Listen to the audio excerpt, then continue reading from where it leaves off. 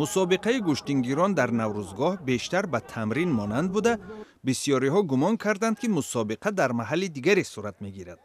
аммо Суҳроби Акбаршоҳ, сардовари мусобиқа, мегӯяд, ки паҳлавонони 8 даста аз манотиқи мухталифи Тоҷикистон субҳи 20 март маҳз дар ҳамин ҷо барои дарёфти шоҳҷоизаи мусобиқа вориди рақобат шудаанд. шоҳҷоиза барои вазни мутлақ автомобил пешбинӣ гардидааст, ки фарду дар даври финалӣ албатта мо шоҳиди албатта гирифтани шоҳҷоиза хоҳем гардид.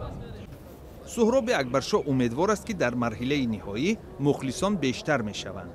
аммо Хайрулло Иззатов, мухлиси гӯштии миллӣ ва дар гузашта сармураббии тими мунтахаби гӯштии миллии Тоҷикистон, бар ин назар аст, ки эҳтимол мухлисон ва сокинони Душанбе дар бораи ин мусобиқа иттилои дақиқ надоштанд.